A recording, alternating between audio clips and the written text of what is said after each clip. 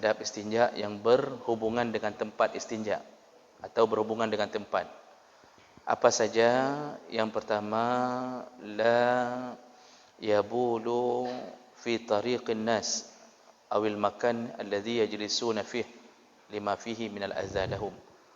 Yang berhubungan dengan tempat, yang pertama, janganlah seseorang atau membuang air besar dan kecil di jalanan yang dilalui oleh manusia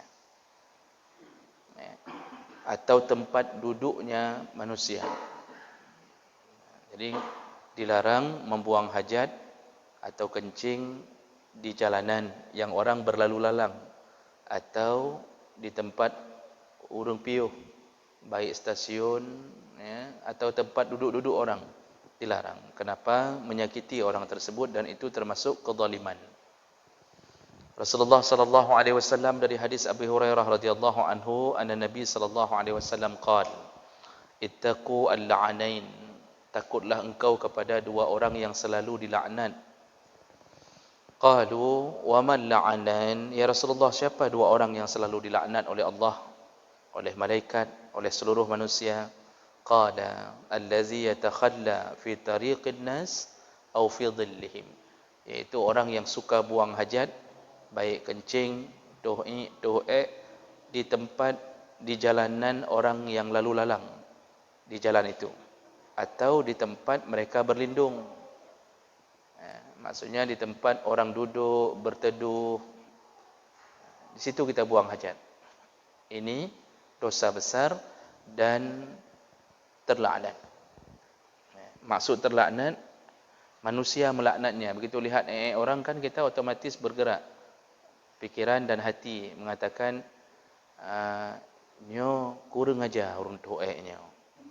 Itu bahasa kurang aja itu kalau dilafazkan oleh orang, itu laknat itu akan lari menuju ke pemilik walaupun kita enggak tahu siapa pemilik karena kan enggak ditulis di itu nama, nomor KTP segala macam.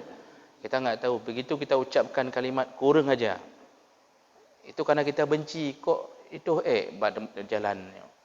Itu laknat itu, kata Nabi, lari ke langit pertama. Langit menolak bahasa laknat. Semua bahasa yang tidak baik ditolak sama langit. Lalu laknat itu lari ke tempat orang yang dilaknat. Siapa yang dilaknat? Yang punya Kalau dia berhak dilaknat, masuk ke dalam catatan amalnya. Kalau dia tidak berhak dilaknat, misal orang baik, kita laknat. Ulama yang saleh kita laknat. Maka laknat itu ke langit, lalu mencari orang yang dilaknat, ternyata enggak sesuai, enggak cocok untuk dilaknat. Maka laknat itu kembali kepada yang melaknat. Makanya bahayanya melaknat orang yang saleh. Melaknat saja bahaya, apalagi membunuh. Jadi itu efek daripada buang hajat di jalanan umum. Kemudian tidak boleh buang hajat fi saqbin fil ardi au jidar au nahwi. Tidak boleh buang hajat di lubang yang ada di tanah atau di dinding-dinding, karena itu juga menyakiti hewan dan menyakiti orang-orang yang bersandar di dinding tersebut. Jadi lubang-lubang yang dibuat di dalam tanah, lubang cacing, lubang semut, lubang apa sajalah, kuruk-kuruk, undur-undur, itu macam-macam, itu enggak boleh dikencingi, karena mereka akan merasakan seperti Lok Sukun merasakan beberapa hari yang lalu. Banjir, Pak. Begitu dah doa katanya banjir lubang. Apalagi kalau mereka sedang buat walimah perkahwinan anaknya, terus katanya dah doa, bayangkan perasaan mereka hancur. Padahal mereka makhluk Allah, dilarang, tidak boleh. Itu menyakiti makhluk Allah. Makhluk Allah ini baru boleh kita bunuh kalau dia mulai mengganggu. Kalau tidak mengganggu enggak boleh. Semut pun enggak boleh bunuh kalau enggak ganggu. Karena Nabi Sulaiman pernah mengatakan ke pasukan, jangan berhenti dulu, karena dia mendengar ada semut, panglima semut yang perempuan mengatakan ke seluruh anak buahnya, Sulaiman mau lewat, masuk semuanya. Nabi Sulaiman tahu, lalu disuruh berhenti pasukannya dulu sampai mereka selesai masuk. Sampai begitu. Seandainya kita mendengar bahasa kucing, bahasa semut, maka kita pasti punya perasaan seperti mereka. Nah, jadi jangan buang hajat di dalam lubang-lubang. Kemudian tahtas syajarah al-musmirah, dilarang buang hajat di bawah pohon yang berbuah. Kenapa? Pertama, menjaga agar orang yang berteduh di bawahnya tidak tersakiti. Yang kedua, takut jatuhnya buah yang bisa dimakan jatuh ke atas najis. Jatuh mangga ke atas katanya yang seharusnya mangga itu bisa dimakan, orang jadi jijik. Nah, ini tidak baiknya orang yang buang hajat di bawah pohon.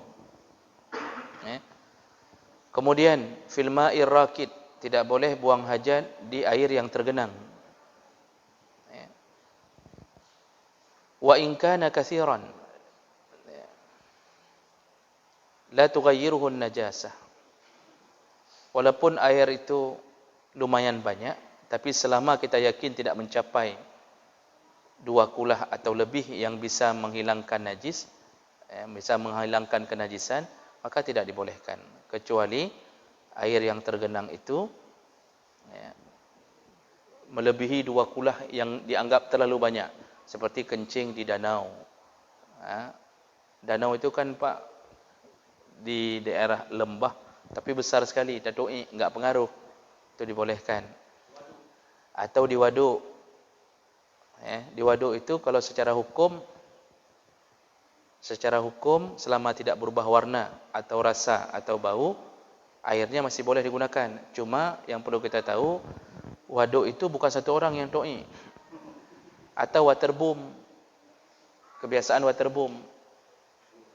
Itu bukan satu orang doi. Jak kenan ya doi memang. Ini musim liburan anak-anak. Mau ke mana? Ke waterboom. Ngapain? Doi. Bayar tiket doi 50 ribu. Itu rame-rame doi. Itu ketika kencing najis sudah terlalu banyak mengalahkan jumlah air, dan sudah berubah warna atau rasa atau bau, itu di situ bernajis. Tapi tanpa itu pun seharusnya kita tidak sering melakukan itu, karena otomatis itu tidak steril, karena kita mandi di dalam kencing orang. Jadi bedatnya jak-jak waterboom. Yang lucu, orang keluar dari waterboom itu tidak mandi lagi, langsung wudu. Sedangkan badannya melabu-labu dengan kencing orang. Nah, ini perbuatan yang perlu diperhatikan. Kemudian itu tadi yang berkenaan dengan tempat. Sekarang adab istinja yang berkenaan dengan cara masuk dan keluar dari tempat istinja. Yang pertama, ayuqaddima rijlahul yusra inda dukhul. Hendaknya ketika seseorang masuk ke tempat pembuangan hajat, masuklah dengan kaki kiri ketika masuk. Wa yumnahu 'indal khuruj, dan kaki kanan ketika keluar. Ini sederhana, tapi yang mempraktikkan enggak banyak, Pak. Nabi padahal mengatakan dalam hadis yang sahih tentang urusan ini. Nabi kata istri Nabi, semua yang dianggap perbuatan yang menimbulkan kebaikan itu dengan kanan. Makan, minum, sampai urusan pakai sandal, sisir rambut, pakai baju, itu semuanya dengan kanan. Tapi sesuatu yang sifatnya membuang atau tempat bernajis itu dengan kiri. Rasulullah melakukannya dengan kiri. Termasuk salah satunya adalah masuk ke dalam kamar mandi. Jadi kita ke kamar mandi masuk dengan kaki kiri, keluar dengan kaki kanan. Kemudian wala yahmilu zikrallah ta'ala wa mislahu kulla ismin mu'azzam. Ketika masuk jangan membawa sesuatu yang bersangkut paut dengan nama Allah atau nama-nama yang mulia. Jadi apapun, kalung, cincin yang bertuliskan nama Allah. Anehnya orang hari ini suka beli cincin yang ada tulisan Allah, dianggap ada kelebihan. Entah apa kelebihannya, Allah alam. Kemudian gepedamang lawese incinyan, enggak boleh. Makanya beli-beli sesuatu yang bertuliskan nama Allah Itu malah menyebabkan kita kerepotan. Kalau masuk WC harus lepaskan dulu. Ya. Ibu-ibu jangan sering beli kalung yang bertuliskan nama Allah, yang kemudian kita membawanya ke dalam WC tanpa melepaskannya. Itu terkena hukum dosa kecil. Berulang-ulang menjadi dosa besar. Rasulullah sallallahu alaihi wasallam ketika masuk ke WC, beliau mencabut cincinnya yang bertuliskan Muhammadur Rasulullah. Dicabut cincinnya, diletakkan di luar, lalu beliau baru masuk ke WC. Apapun nama yang mulia, nama Nabi, ya, nama malaikat, yang memang kita niatkan malaikat atau Nabi. Tapi kalau nama kita sendiri Muhammad, kita satpam, ditulis nama Muhammad di sini. Itu bukan Muhammad Nabi, Muhammad kita, nya nama masalah. Di hari Ahmad sehari-hari, misalkan. Sini tulis nama Muhammad. Masuk dengan baju ini, boleh. Tapi kalau kita bawa nama Allah atau nama Nabi yang kita maksudkan Nabi Muhammad, itu terkena hukum makruh dan bisa menyebabkan dosa kecil. Begitu juga nama malaikat. Kita bawa nama Jibril. Makanya buku-buku yang ada tulisan-tulisan ayat, itu enggak boleh bawa masuk ke WC. Itu harus letakkan di dinding luar, baru kita ke kamar mandi. HP juga begitu. Kalau pakai ringtone salawat, ringtone ayat, itu tidak boleh dibawa masuk ke WC. Kenapa? Khawatir ketika di call keluar ayat.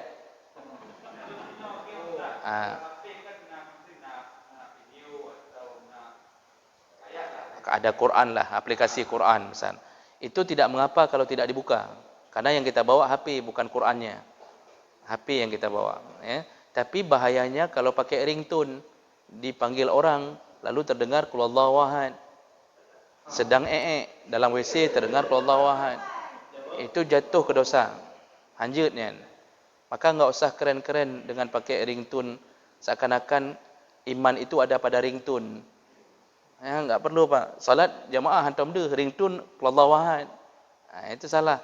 Salawat-salawat enggak usah pakai. Yang muji-muji Nabi jangan pakai. Yang sifatnya nanti bisa masuk WC berbunyi. Baik. Kemudian kama yustahabbu lahu ayyaqul al-azkar wal adiyah allati sabatan ar Rasulillah. Juga ketika masuk hendaknya mengucapkan doa-doa yang diajarkan oleh Rasulullah. Doa ketika masuk adalah bismillah Allahumma inni a'udzubika minal khubuthi wal khaba'is. Ini doa hadis riwayat Bukhari. Disuruh baca itu kapan? Bukan ketika sudah masuk. Di luar pas mau datang, itu baca. Jadi kita apa tergantung niat. Ini tanya tajak bakmon kita yo. Kita mau datang ke sumur. Kalau cuma wuduk saja, itu tidak usah baca, tidak perlu baca. Tapi kalau tujuannya ke toilet atau ke tempat ini, itu tetap sunnah baca dari depan, dari luar sini. Bismillah Allahumma inni a'udzubika minal khubuthi wal khaba'is. Dengan nama Allah aku berlindung dari syaitan perempuan dan syaitan laki-laki. Nah, kenapa bisa begitu? Karena syaitan salah satu tempat favoritnya adalah kamar mandi, WC. Kita bisa dilemahkan syaitan di kamar mandi. Kalau syaitan diizinkan Allah, dia bisa menjatuhkan kita di kamar mandi. Maka banyak kejadian dimudaratkan syaitan, rut dalam kamar mandi.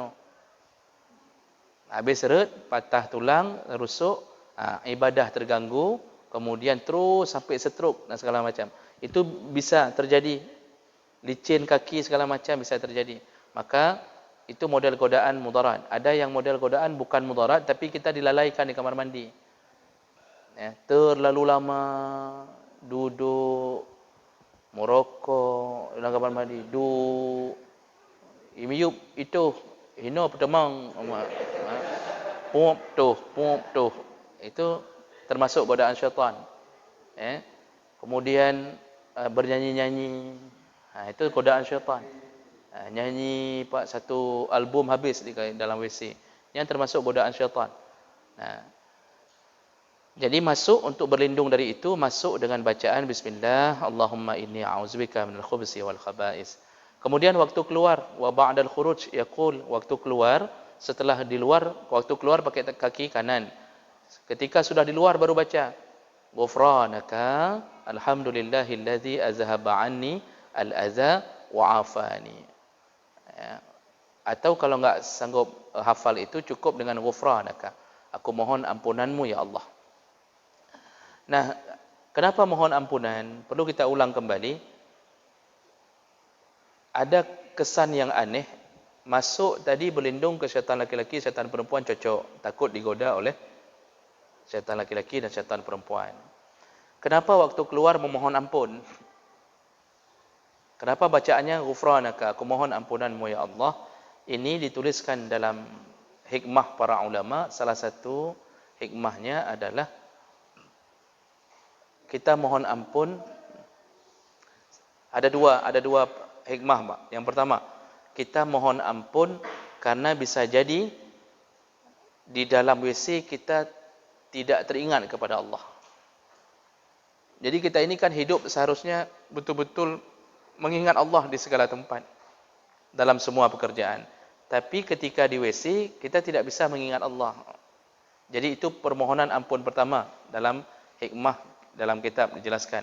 Yang kedua, maksud hadis ini bisa jadi kita mohon ampun karena selama ini kita melupakan nikmat yang Allah berikan, yaitu masih bisa buang hajat. Jadi kita menganggap itu hal remeh, padahal cukup banyak orang tersiksa gara-gara tidak bisa buang hajat. Jadi salah satu nikmat terbesar kita adalah mentengejut dato'i. Orang bisa habis ratusan juta kalau tertahan i dan Tapi kita aman. Keluar, tiap subuh keluar, kencing keluar, itu nikmat terbesar. Nikmat terbesar. Kalau tertahan, operasi itu mencapai ratusan juta. Habis operasi, bukan tertahan lagi, keluar terusan. Dua salah lagi. Operasi lagi. Nah, ini begitu besarnya nikmat, kita lupa. Makanya kita mohon ampun, ya Allah, ampunkan kami karena kami melupakan nikmat-Mu. Nah, makanya bahasa Nabi mengajarkan ghufranak, aku mohon ampunanmu ya Allah. Kemudian, jadi itu proses adab istinja ketika masuk dan keluar. Masuk kaki kiri, keluar kaki kanan. Kemudian jangan bawa nama-nama yang baik. Kemudian baca doa ketika masuk dan baca doa ketika keluar. Lalu adab yang berhubungan bil jihah, adab yang berhubungan tentang arah. Apa saja? Yuhramu ala qadil hajat ayastaqbilal qiblah atau yastadbiruha. Haram hukumnya bagi orang yang buang hajat menghadap ke kiblat atau membelakanginya. Haram hukumnya menghadap ke kiblat atau membelakanginya. In kana fil fadha', kalau dia posisinya langsung beratapkan langit. Jadi bukan bangunan, enggak ada, kita kan kamar mandi tertutup dari segala arah. Ini kalau posisinya menghadap langsung beratapkan langit, enggak tertutup apa-apa. Nah, ini haram menghadap dan membelakangi kiblat. Jadi tidak ada penutup aurat, tidak ada penutup bangunan. Tapi seandainya dia berada fi bina al-mu'addi liqada'il hajah, dia berada dalam satu bangunan yang disiapkan untuk buang hajat, memang mandu metup, dengan kita tutup pintu, semua arah tertutup. Itu masih dibenarkan. Dibolehkan untuk menghadap ke kiblat atau membelakangi kiblat. Walaupun sebaiknya waktu setting pertama jangan hadapkan juga. Anjurannya tetap jangan hadapkan ke arah kiblat. Ini kamar mandi kita sudah betul kalau arah. Karena kita menghadapnya kalau kencing ke sana, kalau menghadap ke sana. Rasulullah sallallahu alaihi wasallam itu menyebutkan dalam hadis riwayat Bukhari Muslim, "Iza ataitumul ghaid", kalau engkau ingin membuang hajat, fala tastaqbilul qiblah, jangan menghadap ke kiblat, wala tastadbiruha, dan jangan engkau membelakangi kiblat. Bi baulin aw ghaid, baik kencing maupun buang air besar. Walakin syarriqu aw gharribu, tapi menghadaplah ke timur atau ke barat. Maksudnya ke samping kanan atau kiri, jangan menghadap ke kiblat dan membelakanginya. Jadi itu yang berhubungan dengan arah. kita Bapak kalau buat WC dalam rumah, itu harus diperhatikan sampai ke situ. Lihat dulu arah kiblat. Walaupun kita sudah siapkan bangunan, tapi tetap dianjurkan kalau bisa jangan hadap ke arah kiblat. Walaupun para ulama mengatakan kalau sudah tertutup semua penjuru angin, tidak mengapa, tapi dianjurkan tetap jangan menghadap ke arah kiblat. Kenapa? Itu arah yang mulia. Arah kiblat itu arah yang mulia. Nah, kita salat ke sana, kemudian berdoa juga sunnahnya menghadap ke arah kiblat.